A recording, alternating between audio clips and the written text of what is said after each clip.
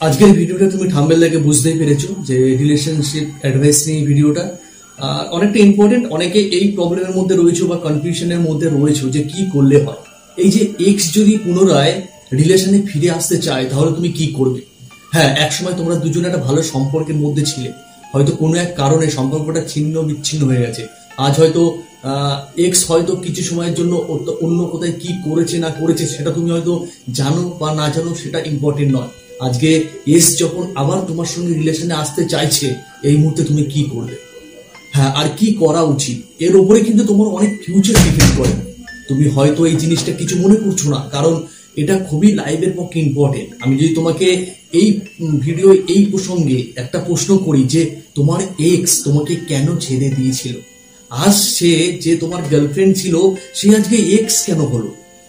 এই দুটো প্রশ্নের উত্তর আগে নিজের মধ্যে খুঁজো, তারপরে তুমি নিজেই ডিসিশন নিতে পারবে যে এই ক্ষেত্রে তাকে তুমি অ্যাকসেপ্ট করবে না রিজেক্ট করে দেবে।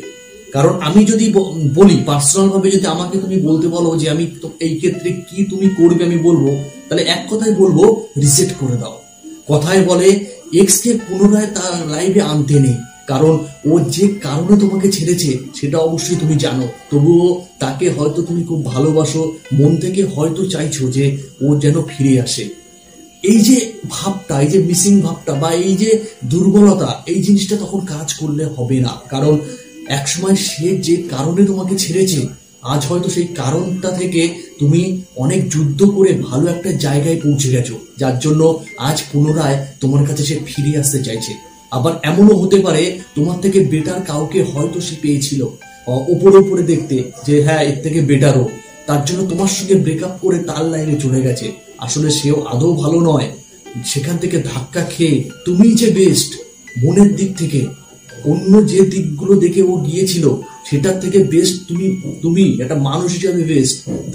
তাকে তুমি কেয়ার করবে, তাকে তুমি খুব ভালোবাসো, সে এখন রিয়েলাইজ করছে তার থেকে বেটার তুমি তার কাছে, তখন সে আবার তোমার লাইফে ফিরে আসতে চাইছে, কারণ সে তার স্বার্থে এ টু জেড চলছে, তোমার জন্য নয়। তাহলে এই ক্ষেত্রে কখনোই তাকে অ্যাকসেপ্ট করা উচিত নয়।